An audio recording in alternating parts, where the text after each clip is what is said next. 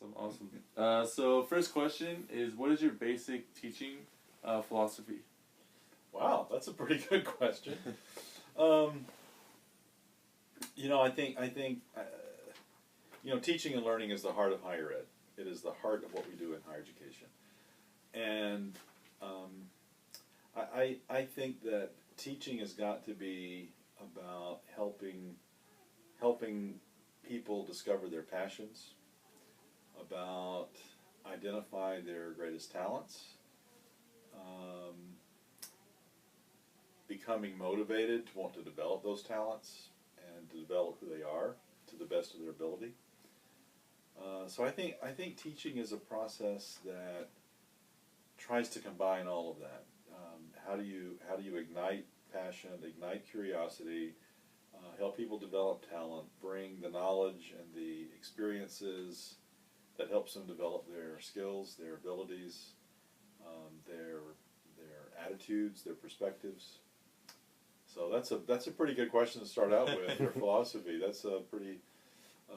It's sort of hard to get that down into a succinct few sentences. How long have you been teaching for? I've been teaching in one form or another for 40 years. I started out teaching in high school, and so I've taught everything from 9th grade through PhD. I've worked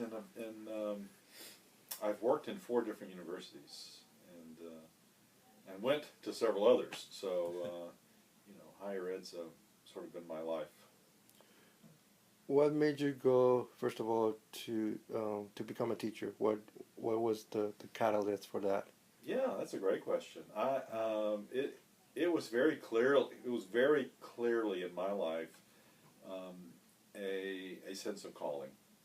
It was for me it was a spiritual journey to sort of discover what I do, what I could do, what I love, what I wanted to do. And when I was in college, I was personally in a lot of turmoil about what to do with myself and what direction to take, for me it was a spiritual discernment in a way that led me to this very clear sense of calling, and I've never wavered from that. That was 40 years ago, a little over. Wow. And that I've never doubted that clarity. I've doubted all kinds of other things, and I've had lots of different job situations and circumstances, and all of that has been very very interesting. But at the core, the calling to be an educator, to be a teacher, has always been very clear to me, and has sort of been a guide, if you will. It's sort of I know that I want to keep doing that in some way, in some form. And I started out teaching in high school, and then I got into student affairs, where I began to realize, and as a practitioner, I realized, gosh, you do so much. Teaching and learning is never confined to a classroom space. And that's, to me, the beauty of student affairs work, is that you get to be an educator outside of a formal, organized, institutionalized kind of a setting, which means you've got to bring a lot of creativity and a lot of questions, and so it's fun to have had experiences of working both inside a formal educational context in terms of classrooms, and to work in informal context in terms of residence halls or retreats or programs that we do with students outside the classroom. You mentioned student affairs. Was there something significant that made you go that route from a teacher? Or? That was all accidental. Okay. That was accidental. I moved to Texas to go to seminary in Fort Worth, but I needed a job to get myself through school. Right? We all have to work to make ends meet, and I had some friends, a couple of friends from that I gotten to know, who worked as residence hall directors at Texas Christian University, and said, you might want to think about applying to do that. It's a great job because you can go to school during the day if you need to, and you get, And I thought, that sounds pretty cool. I mean, sounds convenient. And so I, lo and behold, got hired and didn't really have a clue what student affairs was as a profession. I mean, I had a sense of what an RD might do. I mean, I'd gone to college. In fact, I was a roommate. I had a roommate for a year who was an RA. Mm-hmm. And so I had sort of I never was an RA. Sure. I got involved in other kinds of student leadership stuff, not residence life. But I had a roommate who was very involved. So I sort of had seen that world. So I wasn't clueless.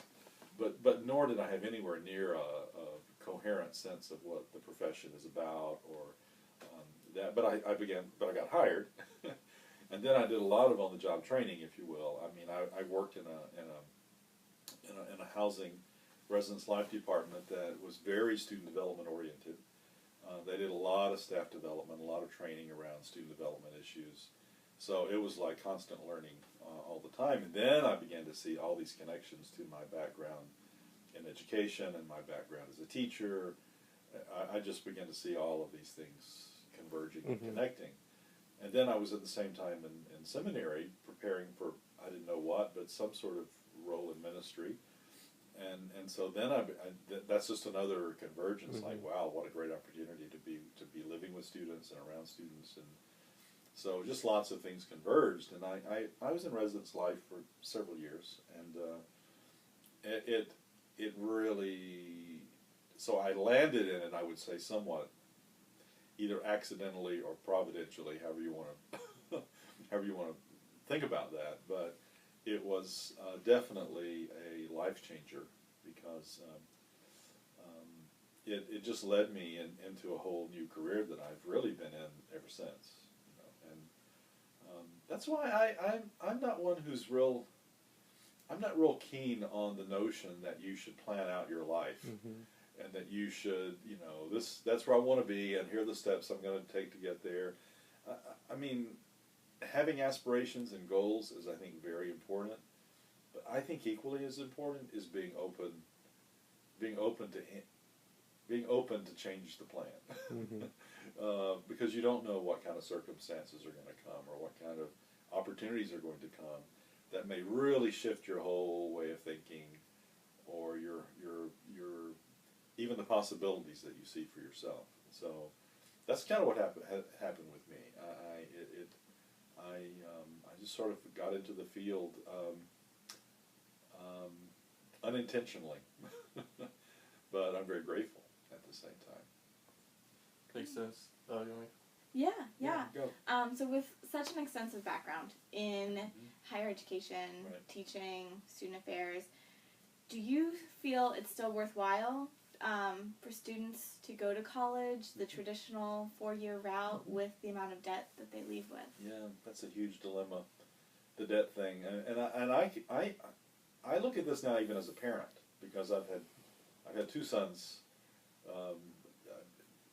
go through college. One is out and graduated and has some debt, and the other one is a junior and has some debt, not lots, but I think about all that, and it's like, what's the economics of higher ed, I think, are really problematic for us. I think that's one of our most critical issues that's facing higher ed as we from now into the future. And you can have that conversation as from a policy perspective at the 10,000 foot level. You can have that conversation at a individual family. Gosh, how are my kids going to pay off their debt level, right? Because we're the specific is part of the bigger picture. But your question is it worth it? Is it worth it?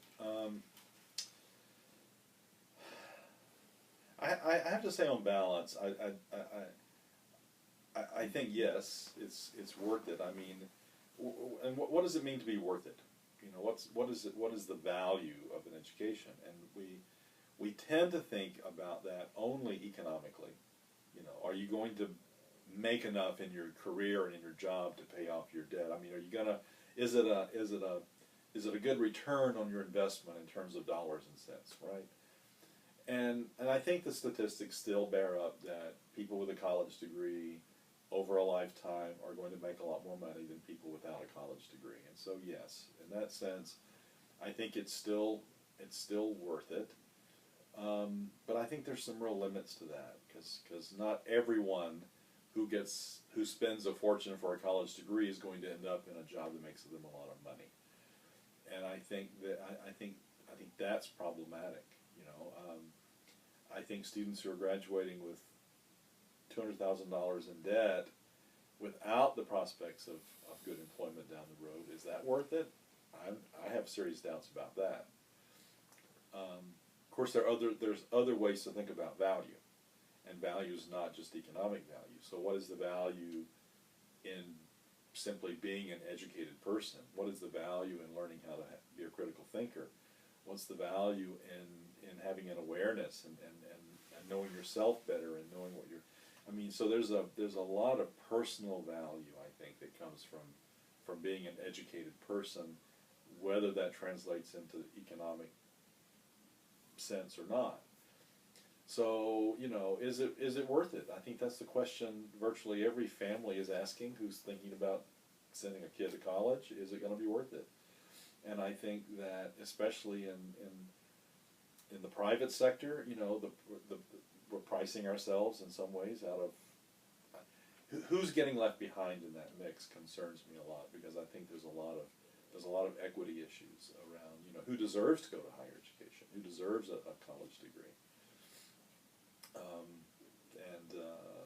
I mean, I'm a huge advocate that I think college should be free for everybody. You know, I think that's a huge investment that as a society we should make in ourselves as a country. We should be investing in the education of our next generation. And it's not simply an individual benefit.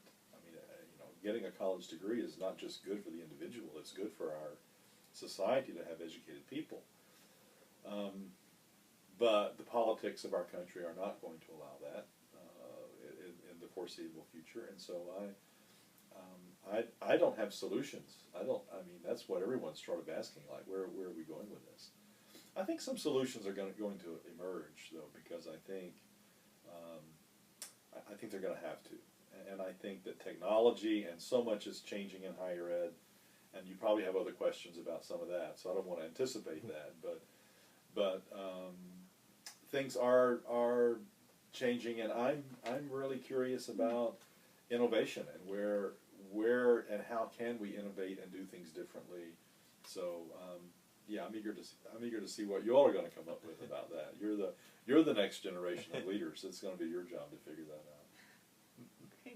Great answer. So that question kind of went into our next question, but so we're gonna skip that one, and then. So in today's society, do you believe that gaining work experience is more important than receiving an education, or kind of being enrolled in higher ed? Is it important to have internships while you're still in school so that you leave school with something on your resume, you know, instead of just that degree? Yeah, it's not an either or. It's not an either or thing. We often think of, here's education over here, here's work over here. In the real world, there's really not a boundary between those things, because when you're working, you're learning. When you're at work and you're doing tasks, you're doing jobs, or you're doing things you may have not ever done before, you're learning.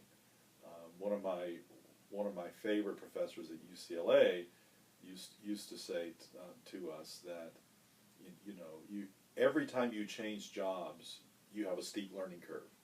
And so throughout your adult life, your post-formal education life, once you're done with education and the rest of your career, the times in your life when you're going to have learning spurts are really going to come when you change jobs or change roles in the place you work. That there's so much learning that happens. So I'm a huge believer about the power of experiential learning. So experiential learning comes in the workplace, it comes in internships, it comes in study abroad, it comes in traveling, it comes in exposing yourself to new cultures and new situations. All of those kinds of experiences are very much a part of the educational process, and so they're not divorced from, they're not separate from what is happening formally in education. and I think part of where higher education may go is some recognition of the intersection of both of these things. You know, the uncollege movement, you know, of not, you know, not going to formal, you know, creating your own experience and your own pathway to learning. That's going to get some traction, and it's going to get more traction, because they're going to be there are going to be alternatives and other kinds of models emerging about that. I think a lot of kids go straight out of high school into college, and they're not really ready for the learning that they're going to be exposed to, and they miss so much because they don't have an experiential background that makes it relevant, and so they see they see what they're being forced to learn as being sort of irrelevant to them, and it probably is, you know, in many ways. So the experiential side of learning is really where I think you help people develop curiosity. I mean, I think curiosity is huge,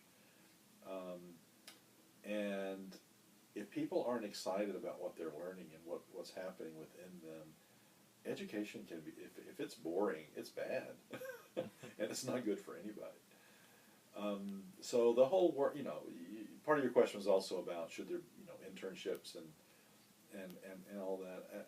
I just think the more of that can be integrated into the higher education experience, the better, because it's always about experience.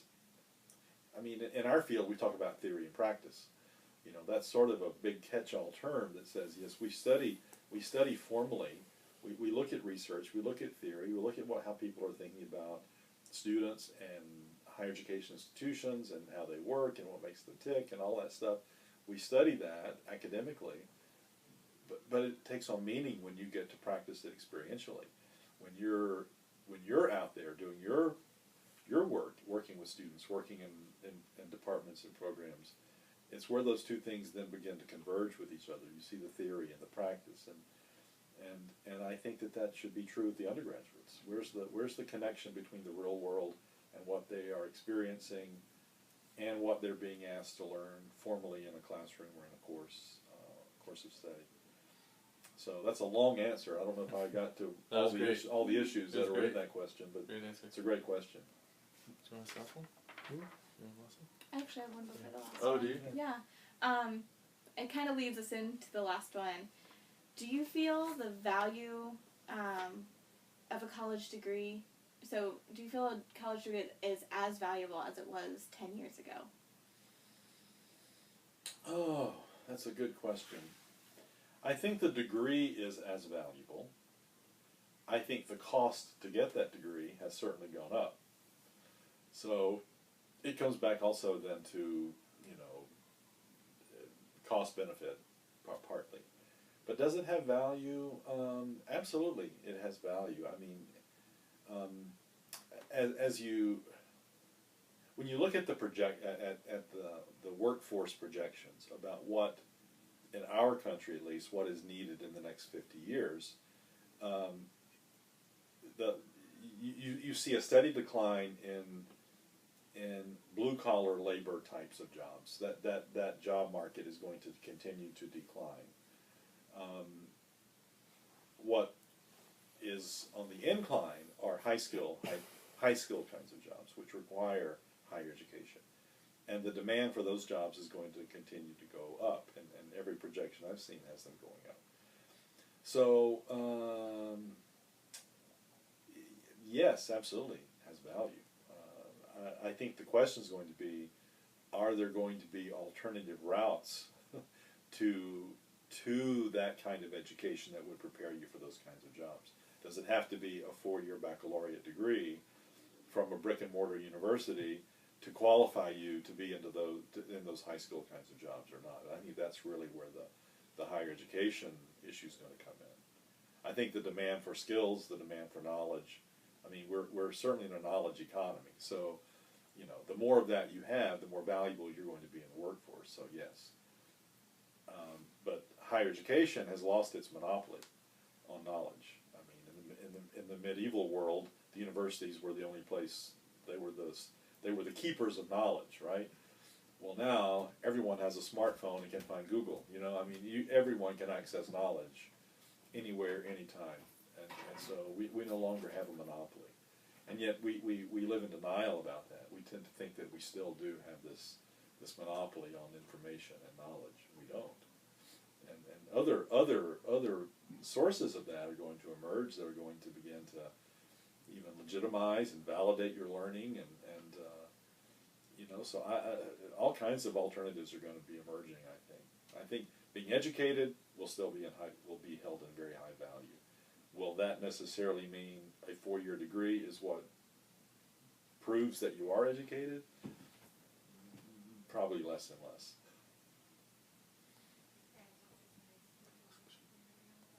So do you think that we will still need college in the next 15 years? Absolutely, absolutely. We're gonna have college. We're gonna need college. I think what college is and what it looks like is going to slowly morph. I mean, certainly it's being driven a lot by technology. I mean, the information world is out there. I think some colleges are going to die because they don't adapt. But I think higher ed will adapt. It will find a way to adapt. It's still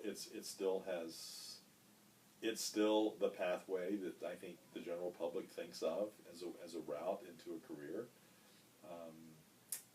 And it is. I mean, we don't see higher enrollment numbers shrinking. We still see higher education numbers expanding. So yeah, I think the demand is going to be high. I mean, the cost is certainly a factor. That's a barrier for lots and lots of people. And so I think there are going to be lots of alternatives that are going to emerge and evolve. And I think higher ed is evolving and adapting in a way, and needs to. And I don't think we know yet what it's going to look like. I think the most creativity, the most innovation, the most reforming kinds of things have yet to be identified. I think we'll see some things happening in the next 10 years that will be maybe pretty significant.